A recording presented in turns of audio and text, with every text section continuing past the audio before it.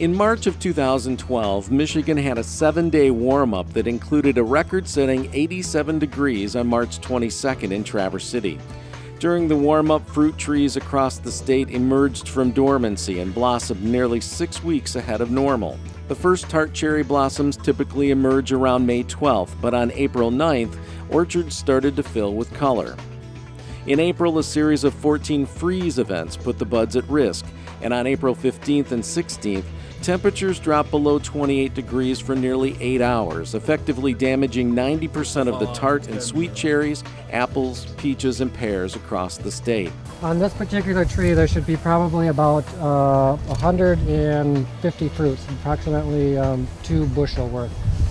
I don't know, we could count them real quick, but there's probably maybe 20. Current estimates project a total loss of more than $223 million. 90% of the state's $121 million apple crop is projected to be lost, with only a fraction of its usual 760 million pounds likely to be harvestable. Similar losses are projected for juice grapes, peaches, and both sweet and tart cherries. Michigan raises nearly 80% of the tart and sweet cherries in the country. Only blueberries and wine grapes seem to have eluded harm. Both promise near normal crops. Mike Wittenbach raises 13 varieties of apples on 225 acres near Belding in Ionia County. On a typical year, his operation would yield 200,000 bushels of fruit.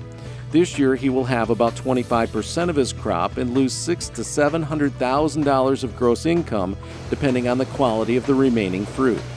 Apples headed to the fresh market command a premium price, but the extreme weather conditions could produce misshapen, scarred, or blemished apples, only accepted by the processing market for fresh slices, applesauce, and juice. The loss of fruit on Michigan trees will affect local jobs, schools, and product placement. During peak harvest, I would have approximately 35 seasonal people as well as my 5 or 6 full-time people on hand, so we'd be pushing 40 people. So I will still maintain my full-time people rather, of course, because that's just something you have to do as an employer.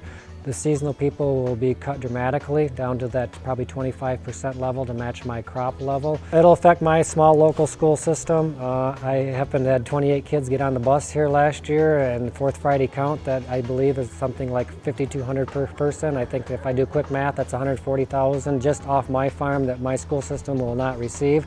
So, that's a couple teaching jobs, a couple at 140,000, 70,000 apiece. They're going to have to somehow make up for that loss in the school system. The next people that'll feel it the closest will be my packing house. Instead of packing 40,000 bins of fruit this year, they will pack 6,000. So they're looking at, probably about 15% of volume that they had last year. So therefore, the people who work there will be working 15% of the time.